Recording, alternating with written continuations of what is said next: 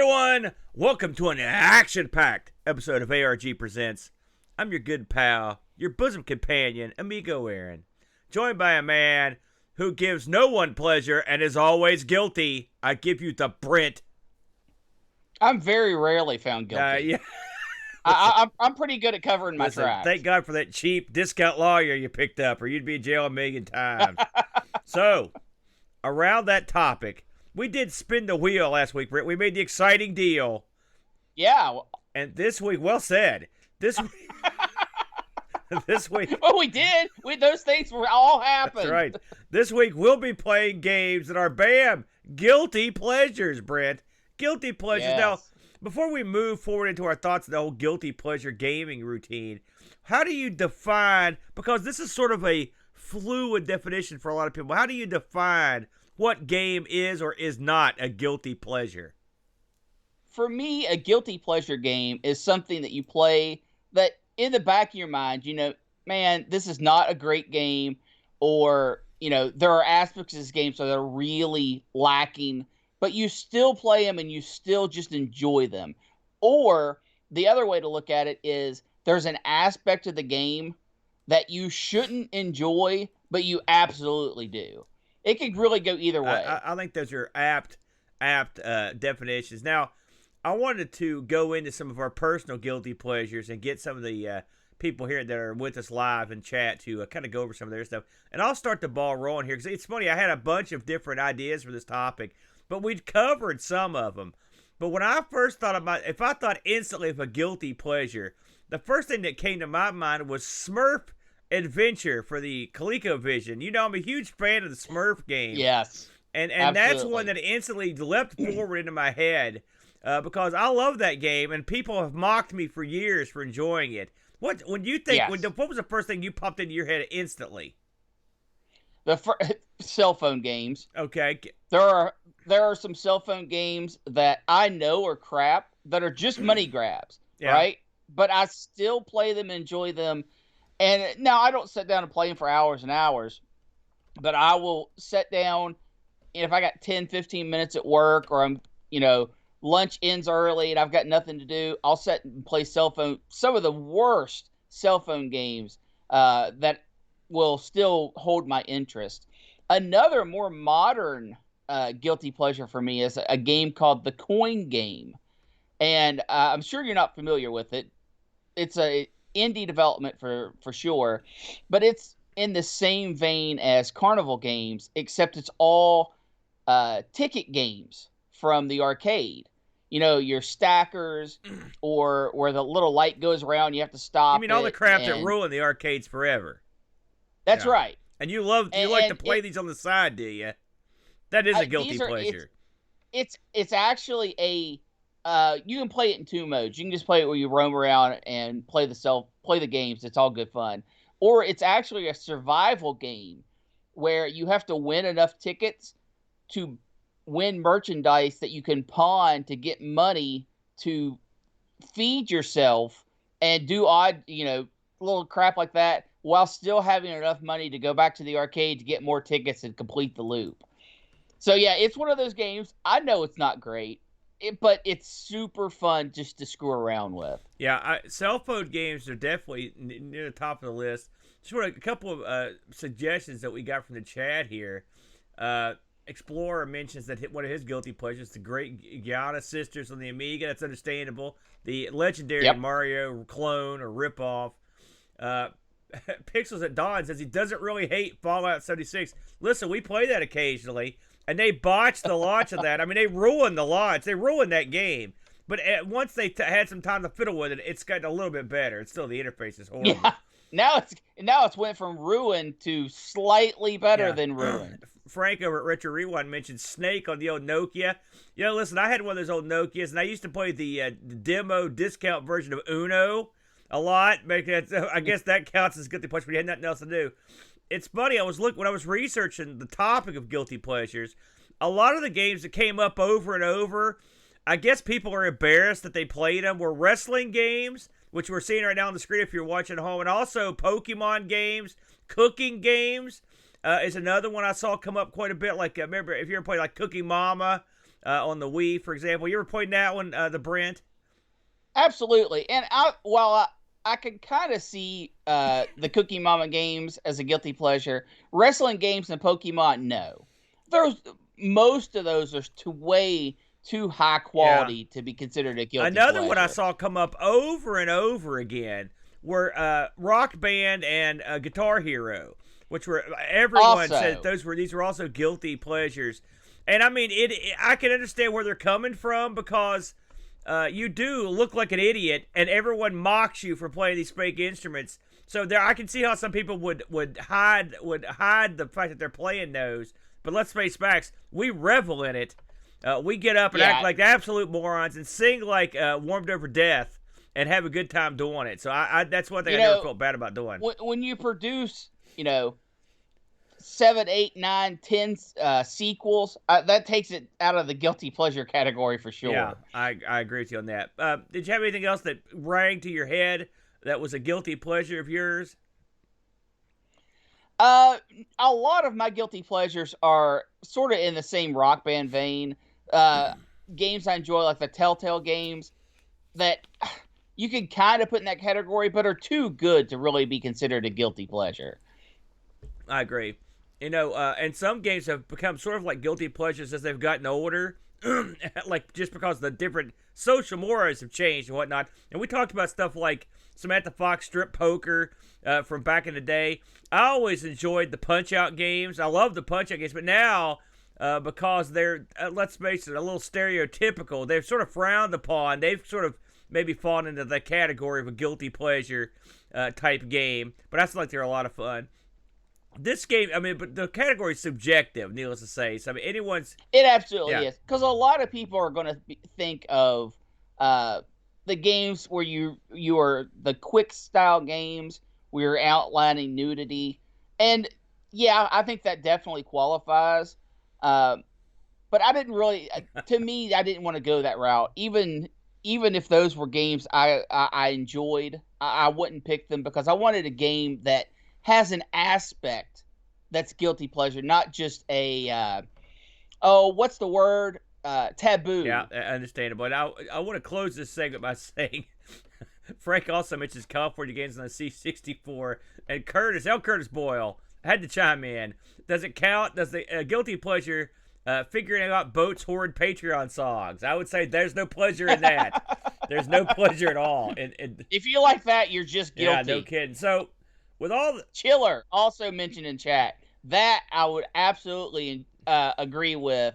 Although, that also might signify things. Yeah, Pajako mentions one of my favorites, Brent. I think you liked the 2 Time Killers. Now, the Genesis version was not that good, but the arcade is great. Me and Brent, we were big fans of that. There are plenty of fighting games that fall into the category of like guilty pleasures. I love Fighter's History, and that was not one that was well received. And the World Heroes games, and those are sort of World Heroes were good games. And Time Killers is not a good fighter. I disagree with you on that, but that's just me. Oh, come on. With all that said, Brent, we were tasked with picking a couple of our favorite guilty pleasure games. I waffled on this one quite a bit before I settled on one, Brent. But you sort of knew right away, didn't you, what you were going to pick? Why don't you lead the dance this week? Tell us what you've picked, the Brent. I chose a game that I found many, many years ago, and it's known by 2 names. You can either call it Portman if you're playing the Japanese version, or Dockman if you're playing the world release. And this is a game, holy cow, how often have I screamed this game's praises, Aaron? And when I first played it, I mostly thought, man, this is a great game. Everyone's going to love it. And then the more I tried to get people to play it, the more everyone was like, Britt, this is crap.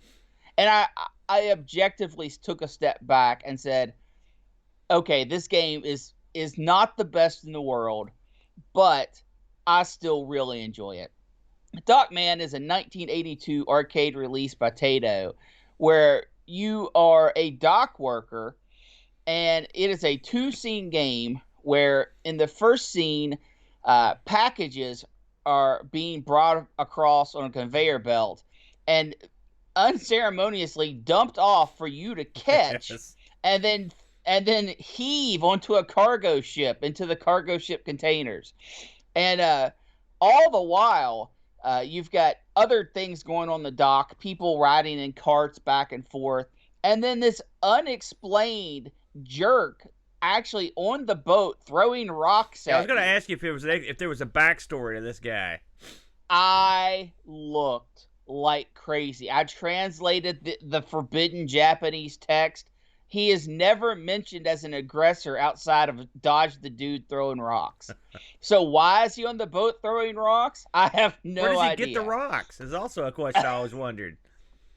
He's maybe he's a disgruntled worker. No kidding. I mean, that's the only thing I could possibly. Maybe you took his job. Let's go with that. That's it. That's it.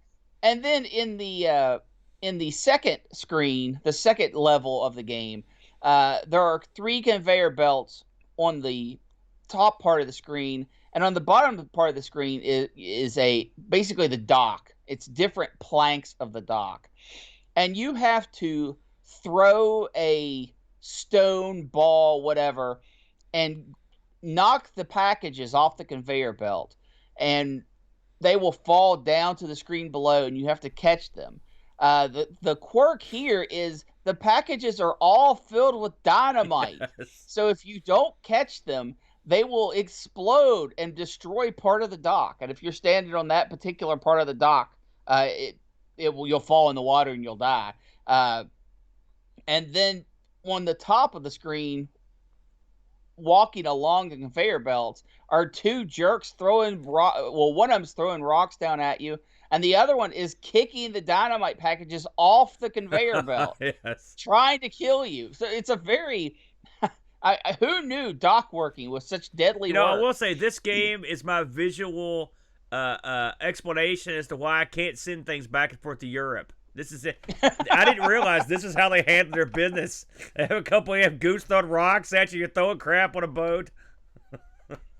Now, there are some aspects of Dockman that are really clever. The first screen especially. The packages that are being dropped from the top come in 3 varieties, 3 different colors.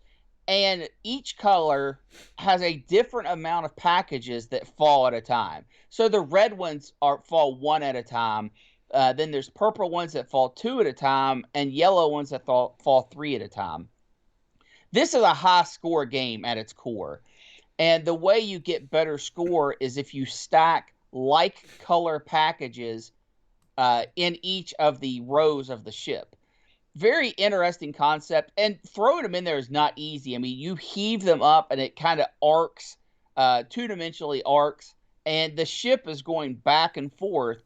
So to get them to actually go into the ship where you want them to can be difficult, and if you miss, they will bounce off the side of the ship and just like explode, and packages go everywhere, and then you have to wait for more packages to come down.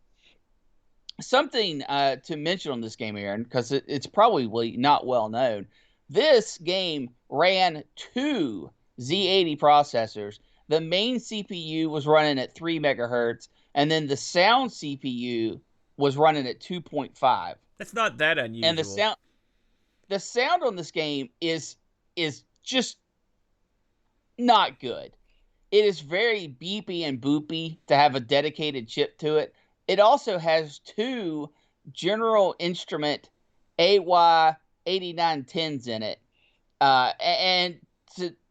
With all that power for sound, you would expect, at least I would expect, that the tunes would be a little bit better.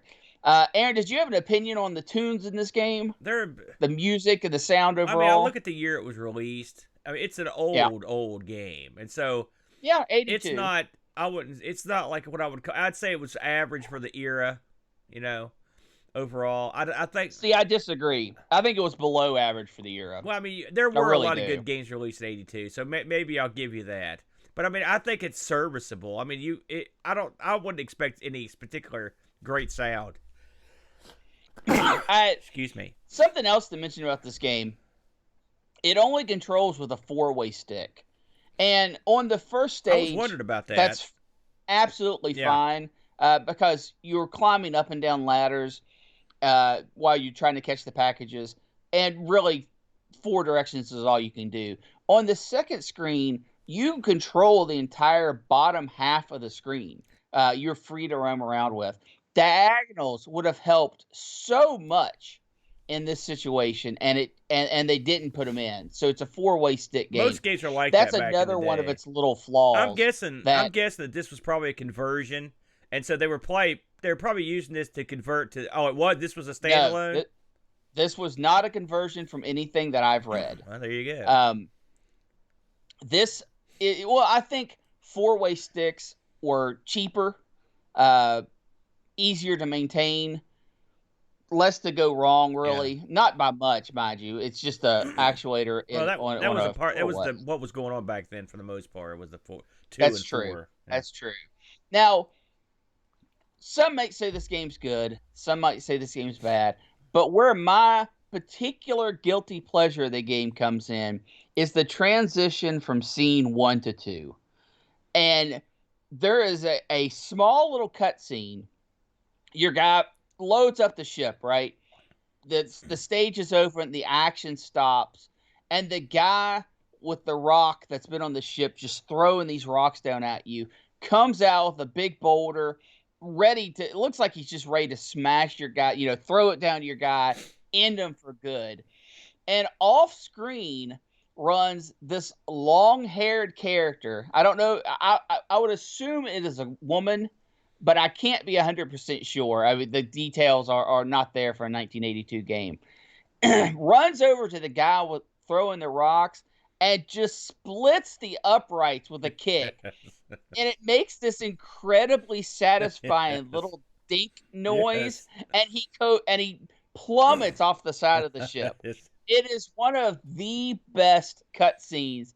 I personally will play this game, beat the first level, and quit and go play something else every once in a while, because the whole animation, this guy's been harassing you the whole time, and there's very little you can do about it. If you stack up all the same color packages, he'll get surprised and fall off the boat for a little while.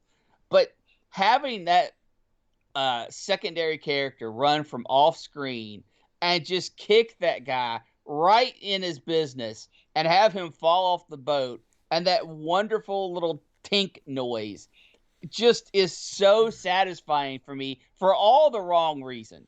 I shouldn't enjoy it as much as I do, but I absolutely love it.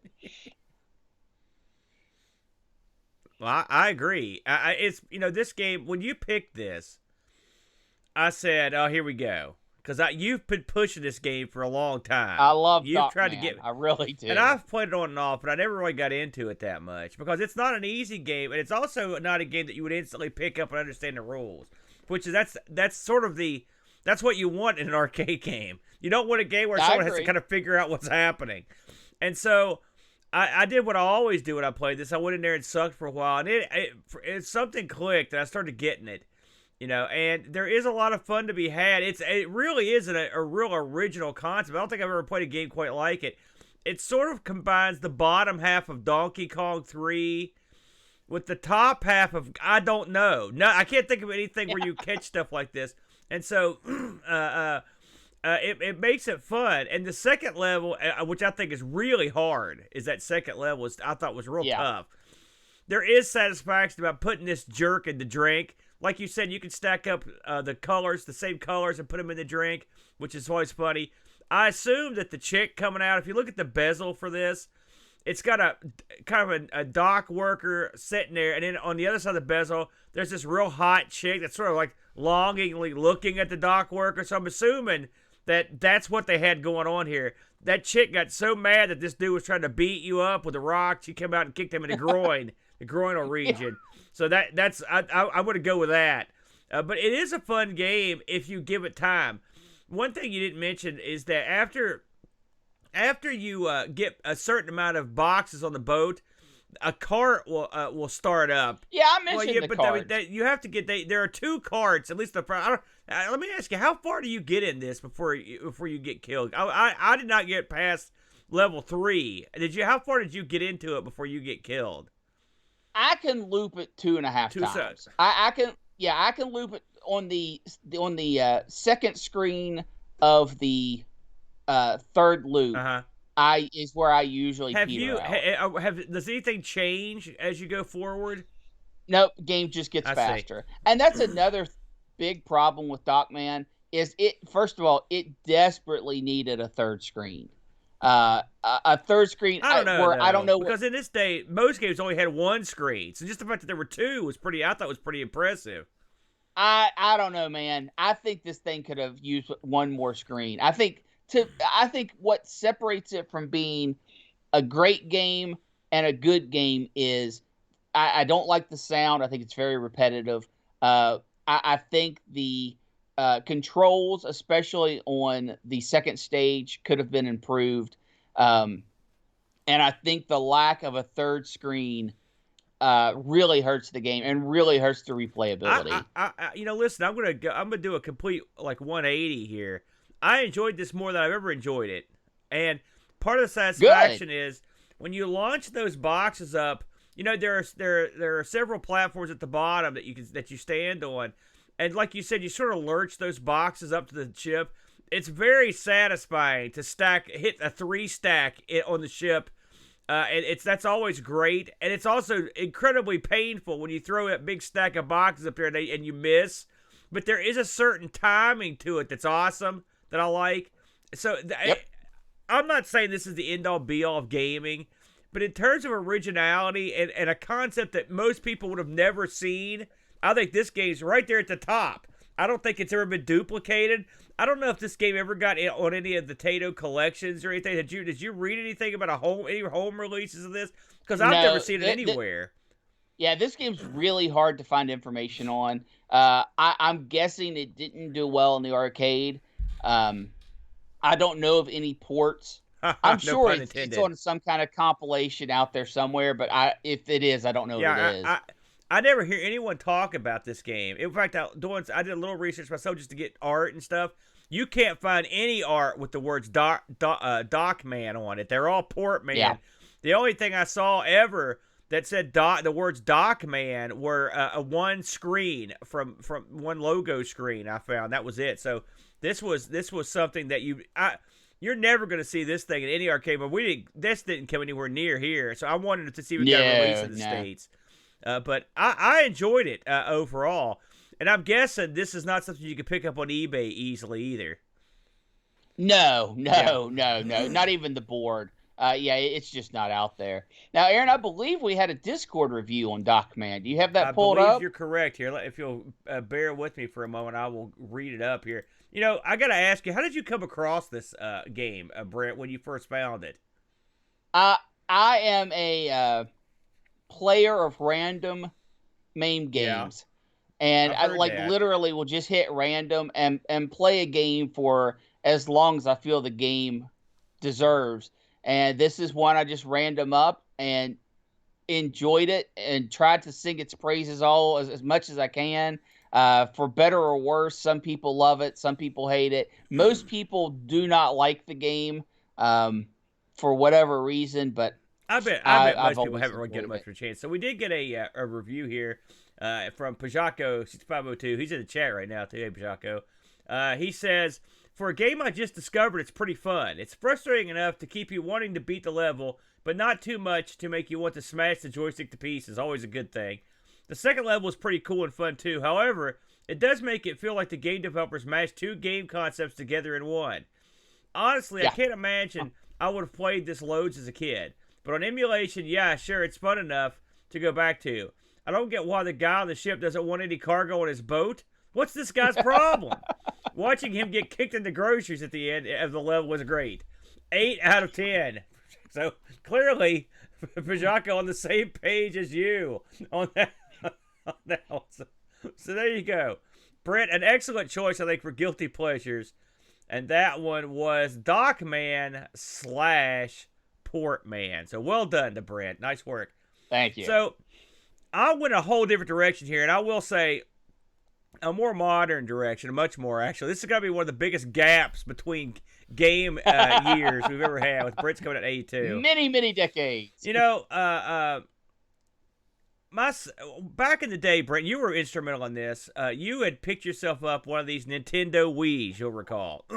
Absolutely. And you told me, you said, listen, dude, it's like you could go in here and fiddle with this thing, and we can get some sweet action, aka hacking it, jailbreak what you want. So, you know me, I'm always up for a good jailbreak, and I believe our first attempts went south. Didn't we try to do some chip? I think we tried to do some soldering or something, and we screwed that up. So then, complete destruction of then the Wii. they saw the soft mod came around. We were all over that, and so when we did this, because I never really had a whole lot of. I mean, I thought the Wii was interesting, but I never really had a whole lot of interest in getting one. But I picked one up and started exploring the library. And the Wii is, if you picked one console that you could consider the whole console a guilty pleasure, that would be the Wii. The Wii is the guiltiest of pleasures because of its wacky control scheme. And only Nintendo could pull a system like the Nintendo Wii off. What's the name? I'm not sure it's a guilty pleasure, but it's something. And so one of the first games that popped into my head was a Wii game, and I thought, heck, I'm gonna go through the fifth wall here. I'm gonna break the mold and go for the Wii. The first Wii game we've ever featured on the show, and I went with Carnival Games, the Brent. Carnival Games. Now, Carnival Games is one of these titles that when you see it and you see the box and you even think of the concept of it, it automatically sounds like cheap garbage. I mean, that's just everything about this thing. And it sounds like shovelware to me when I first heard about it and stuff. But we'll get into whether it is or not. So Carnival Games, known in Europe and Australia, Brett, as Carnival Funfair Games. So I guess they got pretty similar over there. Published by Global Star and developed by Cat Daddy Games, which I find this name sort of poignant because one of my good buddies was a fellow named Todd, and everyone called him a Cat Daddy. We called him Big Head, but Cat Daddy was his nickname, so I thought this was neat. Cat Daddy did a lot of stuff on the Wii, including School Tycoon. I don't know how that works. That seems wrong. New Carnival Games, Carnival Mini Golf, Birthday Party Bash. And they also are well known for a lot of phone stuff, including the collectible card phone games for the WWF or WWE, if you will, and the NBA. So sounds like they phoned in a lot of those titles too. Listen, what are you saying? You can't just strap Carnival Games to everything. Once I get through this, you'll understand why they did that. So this was released September 28th, 2007, Brett. So that's what is that? 25 years after your title came out. Yeah. This actually got a release on the Wii and the DS, which I've not played the DS version of this, and was produced by Harley Howell the Fourth and Patrick Wilson. I mentioned those guys because they founded Cat Daddy Games. It's interesting to look into Cat Daddy Games. They're a Seattle-based studio, 2K studio. They're fully and wholly owned subsidiary of Take-Two Interactive. So as well as the gimmicks, they got bought eventually. Now, I didn't know this, but I found it interesting when I was researching. So, Harley Howell his family owned a family-owned timber company, okay? And when you're out there, and I'm sure you've had this happen to you, Brent, you're out there cutting down trees, and one big old tree lumbers down and hits another tree, right? And it's stuck. Right, and you're boned. That's Valheim in a nutshell. You're boned, right? You got two trees. So normally, if it was me, I'd just move on to another part of the woods and pretend I'd never been to the first part. But that's not the way a professional outfit does it. They get this dude to climb up that first tree and cut enough of it down to where it falls over, and then his job is to jump off the tree before he dies. And guess what they call those guys? They call them Cat Daddies. That's where the name comes from. So there you go. You learned a little something about cutting down trees. So let's get to the game proper. Carnival Games. Now, Carnival Games, again, this is for the Wii. You can have up to 4 players, and each player uses a Wiimote. And if you're not familiar with the Wiimotes, think a TV remote control that you move around, and it basically has like a Bluetooth connection to your Wii, and you use it to control the game. So you've got 4 players, and each player gets to customize their character. And I say customize in the loosest sense, because the characters in this game, in the true Wii tradition, are bulbous, dopey-looking idiots. They all look goofy. They're have big old rumps, big huge heads. It's amazing to me that they wouldn't just let you use your pre-made Wii character, but they won't for whatever reason. Almost certainly a Nintendo restriction. Well, I mean, that's what Mii's were for. You can use them in a lot of other games. I don't know why you couldn't use them in this one, but they wouldn't let you use them in this one. So you get to put your character together. There's not a huge variety. I'm not gonna lie to you, but ultimately, eventually, you get to clothe them in different articles of clothing, which we'll get to that in a minute. So once you set this game up for single or multiplayer, then you're off and running, and you get to pick the games. There are over 25 different types of games, so that's a little deceptive because some of these games are like advanced versions of the first game, right? Right. And once you get so far into this game, you'll unlock an advanced version. All right, that's the thing. What are you playing for in this game? Well, you're competing for prizes. Much like if you went to an actual carnival, you would go after tickets to earn prizes or just earn the prizes outright. There are some events, if you do a specific task, you'll just get a prize outright, like a hidden prize. Now, there are over 250 prizes in the game. Now, these are mostly, I think they do a pretty good representation of the crappy, stupid-looking prizes you get at your local carnival. A dog riding a rocket ship, cat astronaut, whatever kind of stupid prize you could think of. You've got it in here, little trophies and whatnot. And this is how you this is how you earn these, is by competing these things. The better you do, the better prize you can get. So, what do you do in this? Well, I mentioned there were 25 games. When you think Carnival Games, there are certain things that pop in your head. Carnival Games represent these games on the boardwalk there that are custom made to look real simple, but actually screw you. And that's effectively what all the games in this are. Those games.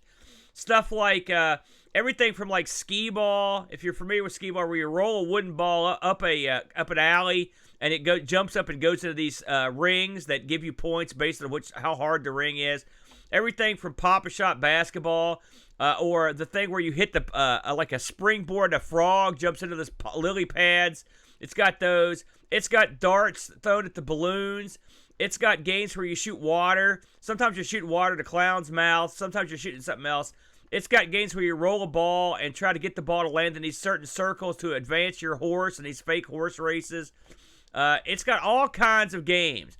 And what makes the game fun is that the Wii, this wouldn't work on any other system. You can only do this on the Wii because you've got that Wii motion controller, you've got the Wii controller, and you use it to play the games like you would in real life. If you're playing, more or less. That's a simulation. I know where you're going. For example, if you're playing a game where you throw a dart, you hold the Wiimote up sort of like you would hold the dart, and you kind of throw it like that. The world's fattest dart. Listen, go play that on in television. Get back to me. If you're playing like a game where you're rolling a ball, you underhandedly pitch with the Wiimote. Now, a lot of people don't like the Wii, Brent, and the reason they don't like the Wii, there's two reasons. One, the Wii was basically a warmed-over GameCube with a weird controller strapped to it. We all know what it is. And two, they don't like the imprecise control that a Wiimote gives you. I want to get too far into this, what is your overall opinion of the Wii as a console and the Wiimote as a controller? The Wii should have never released before Wii Motion Plus was ready to go. With the Wii Motion Plus, you want to explain what that is to everybody in case they don't know? Yeah, the Wii. When the Wii came out, the controllers, the accelerometers, and whatnot in it were okay, but they were pretty bad, to be completely honest. And they added an attachment that goes onto the bottom of the Wii remote that would make for more precise control and more precise movements. With that attachment, it becomes possible to do precise, like sword fighting, more precise, obviously not precise, and directional things and slight movements where slight movements really matter. If the Wii would have not launched before that technology was ready to go, Oh, I mean, the Wii did awesome. So you know what? I was gonna say, Forget everything I'm saying. But I think it would have been more well received by your general gaming community than it was, because I think the controls would have been so much tighter. But I don't have a problem with the Wii. I enjoyed the things that I played on there.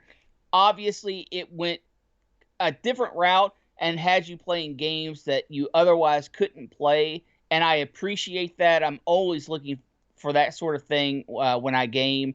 Also, I've been around for so long and played games for so long. Anything that's different is interesting to me, except for the Action Max. Hey, take off. The Action Max was gold, solid gold.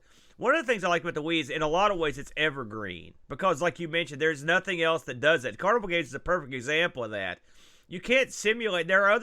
They've made Carnival Games for other consoles sometimes, but you can't simulate the control scheme without something like a Wii mode. And I don't think they ever did it better. I agree with what you said about the Wii Motion Plus, but I don't think this game doesn't support it, for example, and it doesn't really hurt it that much. Yes, I don't think it does. I think it does an okay job, because I think the controls on this are really bad. I've played. Listen, I'm great at this game, so clearly you can get good at it. And me and the boy play this all the time.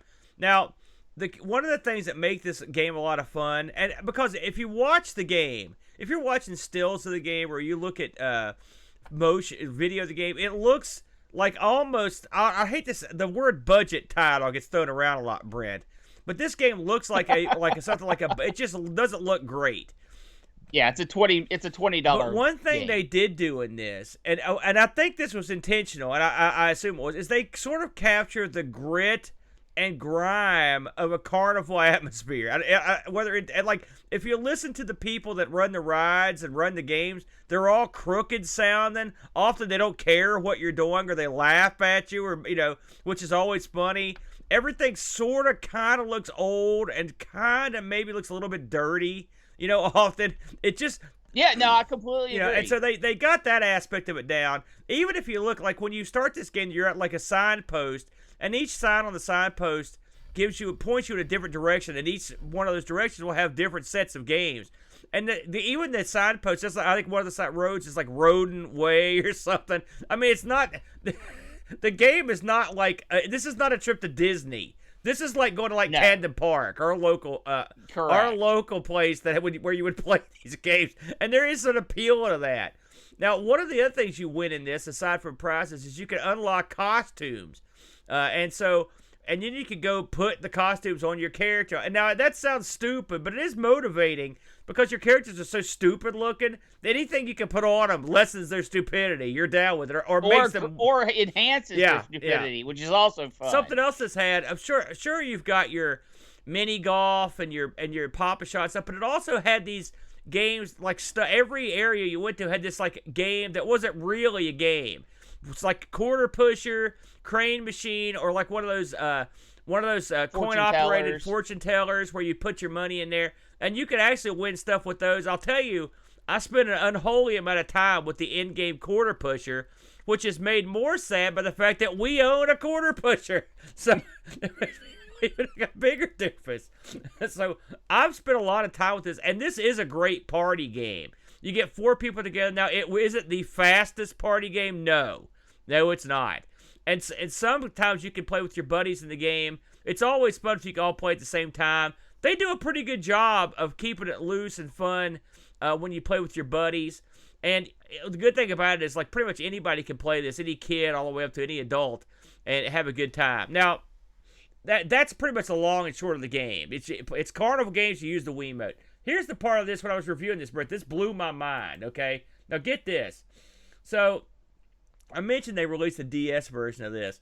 Now, I didn't know. I had played this game. I didn't know if anyone else had played it hardly at all, right? So, I was surprised when I mentioned this in Discord that people had heard of it, And so, you can imagine my surprise when I looked up the numbers on this thing. This Carnival Games for the Wii is the 3rd highest selling Wii game of all time. I did not know that. It came out at the right time. The Wii and DS versions of Carnival Games combined and to ship over 7 million copies Yeah, it sold 4 million on the Wii alone. They sold, this game went double platinum.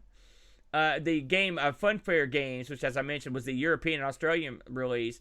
What that means is, in double platinum, it sold at least 600,000 copies in the UK alone.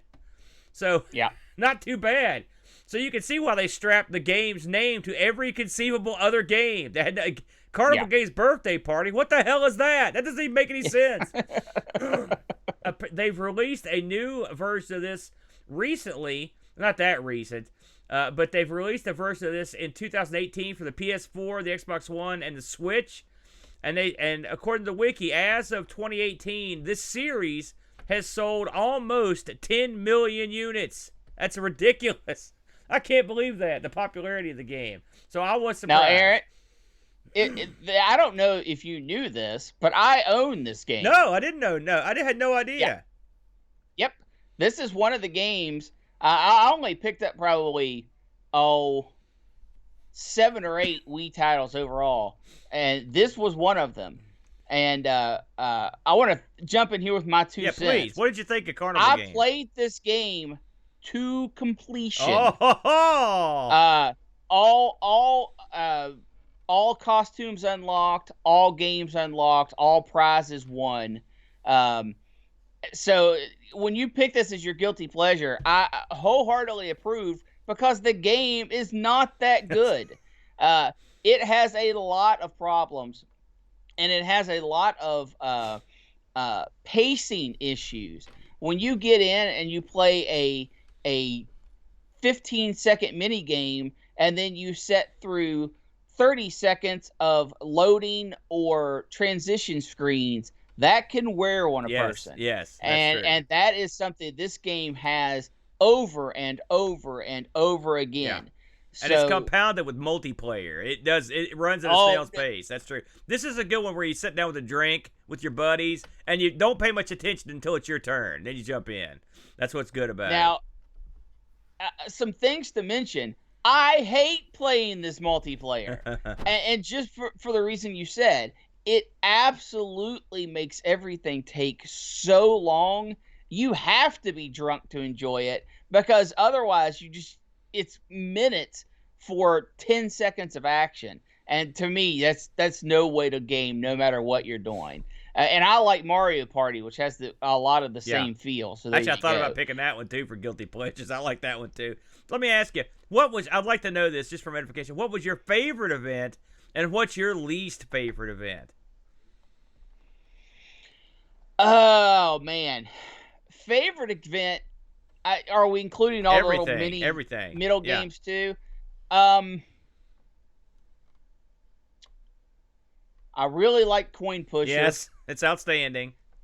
I like what's that? Plinko? It's fun as well. Where you're catching the acorn. Yeah. Giant ring toss, where you're throwing the hula hoop over the moving bottles.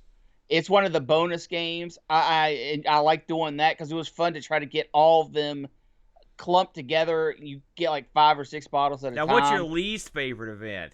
And it's funny because it just showed up on the screen. The ring, the electrical ring over. The Wiimote not equipped for this event. I hate this event in real life. It's where you move a metal ring over a wire without touching it. It is incredible hard on this game, and I hate it. Well, this game lets you cheat even, because you can actually hit the wire, and it doesn't just end your game. There's a counter going down. Yeah. So if you get it through the counter fast enough, you can just hit the side and then move real quickly to the end. But it still takes twisting your wrist and motions that without the Wii Motion Plus, the Wii just does not really suit itself. Was that your least favorite? Oh yes. So there you go. So, and also the skee ball with the blockers. Yeah. That sucked. I like the skee ball. It's fun though. Oh, it's okay. It's okay. After you play some of this stuff in VR, with way more precise controls and better depth perception, because there's depth perception. Yeah. It's hard to come back to this, but at the time I played the heck out of this game, and I knew it sucked, and I still did it. You know, I want to say the Luke's favorite event in this is the clown heads you knock down with the balls. And they've actually got that event at the Great Wolf Lodge in Ohio. He's also great at it there. So his skill translated to the home version.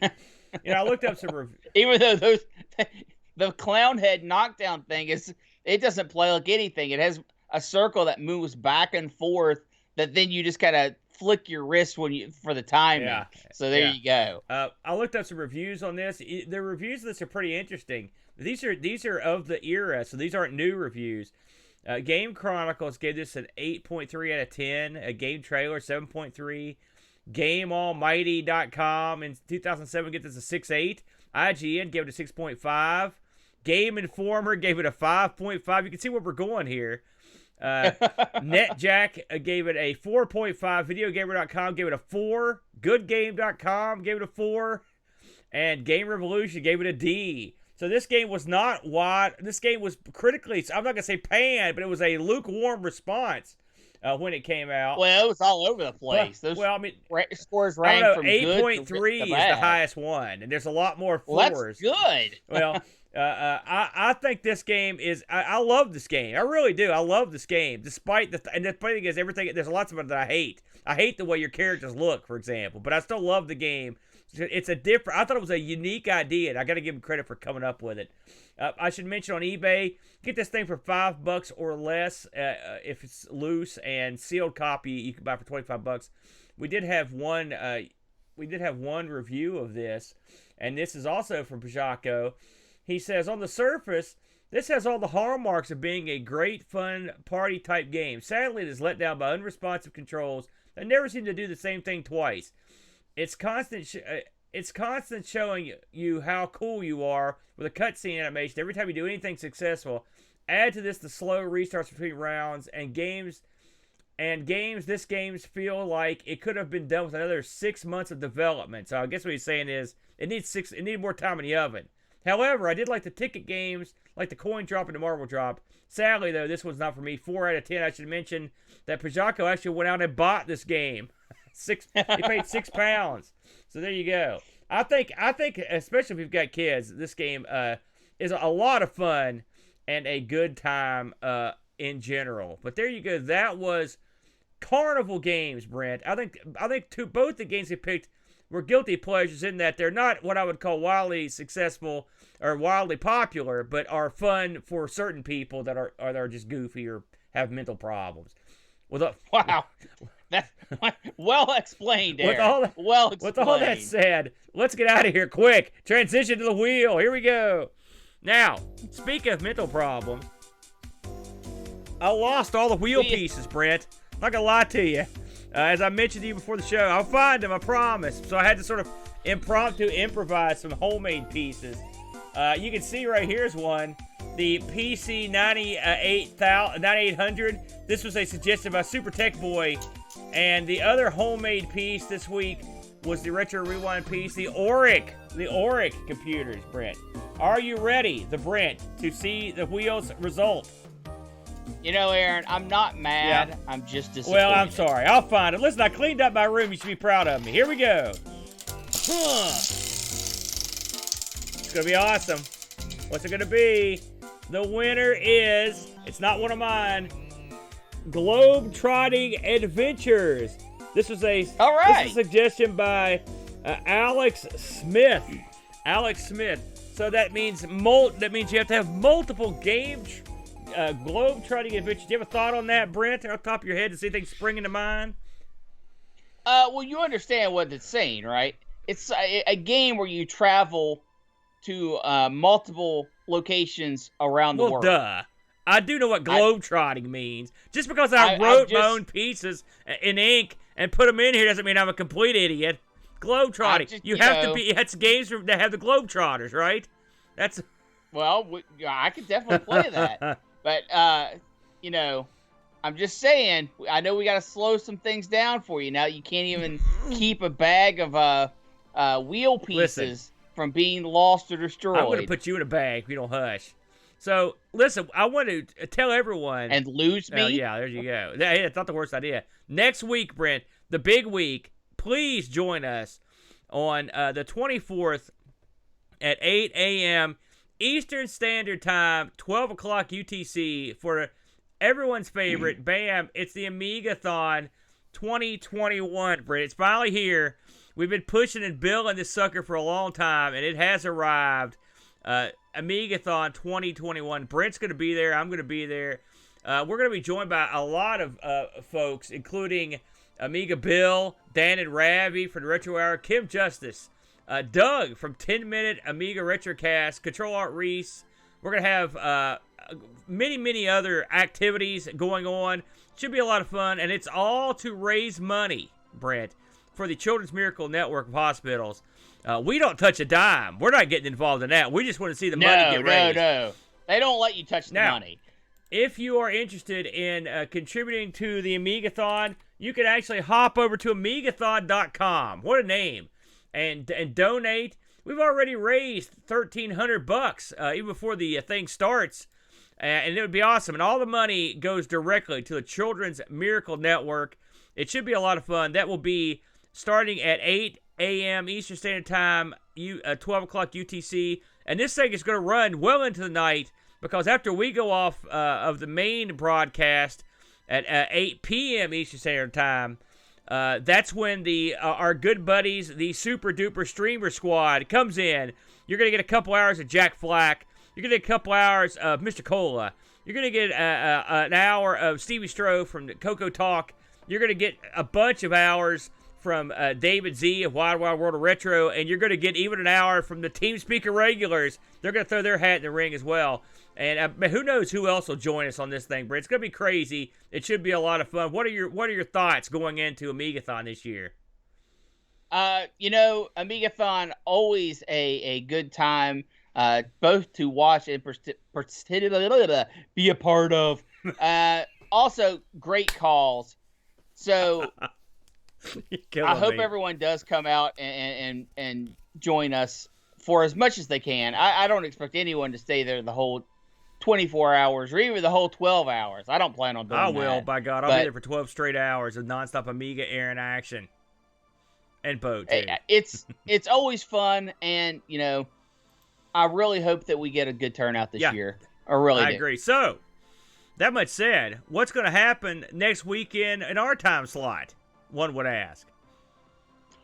We are not going to be performing a live ARG next week. Aaron has already wussed out, so we're going to delay a week. It is a 12-hour marathon. That's true. Plus extra TeamSpeaker regular time. Yes. However, I'm going to be putting up a special video in the ARG Presents time slot. It will come out next Sunday, of places I played. And I'm going to travel back to a place where I used to do a lot of gaming and see the condition it's in now. And if it turns out to be popular, it's something there's a few places for sure I would like to go and revisit and kind of tell a history. It's not only the history of the place, it's a history of how things used to be. And really, I'll look back at some of my gaming history and some of my life in general. I like it. So this is sort of a Brent special presentation, is what you're saying. Yeah. And the first one's going to be a little rough. I tried to film in the location, and they kind of said no. So I'm going to try to go back this week and get some at least still shots. So this presentation is still in the making. Yeah. Well, there's some shots that I wasn't able to get that I'd like to get. So we'll make it happen. Well, there you go. Very good. So that's exciting. Now I'm excited to see that. So that will be next Sunday at 10 a.m. And then 12. I'm sorry, 12 on it'll YouTube. be at noon. And then we will be back in our usual spot in 2 weeks. 2 weeks from today. I do want to mention before we go that we at the 11th hour we had another Patreon come on board. Let's give a big thumbs up to our good buddy Texas Foosballer, who signed up last night and was playing with TeamSpeaker regulars last night. So we had a lot of fun. So thanks for getting on board, Texas. And now Brent will have to make another video. And that's always good for a laugh. So get busy. And that video will not be coming out, obviously, until 2 weeks from today, because we won't have another show till then. Pixels brings up a valid point, Brent, in terms of your gaming past. They will not let you film in strip clubs, so that will be a problem. Everyone knows about those arcade strip clubs.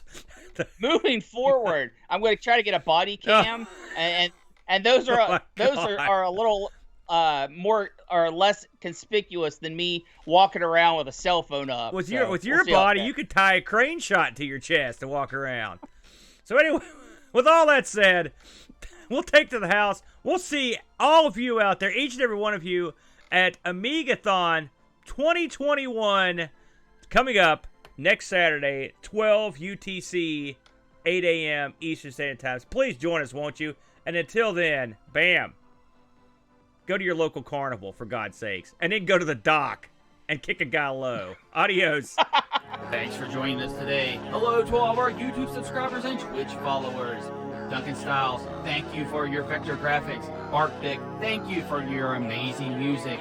Would you like to help keep ARG spinning for as little as $1 a month? You can do so at patreon.com/ARGpresents. Just like these fantastic folks. Paco6502, Kevin B, Super Tech Boy, David Terrence, Mr. B, C9K9, Jerry Dennington, John Franklin, Retroalgae, Andy Jones, Dave Velociraptor, Andy Craig, Rob Flack O'Hara, Jason Warnes, Mitsuyama, Chris Fools, Bernhard Lucas, Steve Rasmussen, Frodo NL, The Slow Norris, John Schaller, Carrie Heather, Terry Howard, Anthony Jarvis, Olaf Hope, Rolo, Roshi, and Graham W.Vecchi. They all have access to our Discord channel, their names called out in the credits, and early access to special videos. And you could too. Don't want to explain another credit card bill? That's okay too. You can help us out by leaving us a positive review on Spotify or Apple iTunes. We record live every Sunday, 10 a.m. EDT on Twitch. Hope to see you there.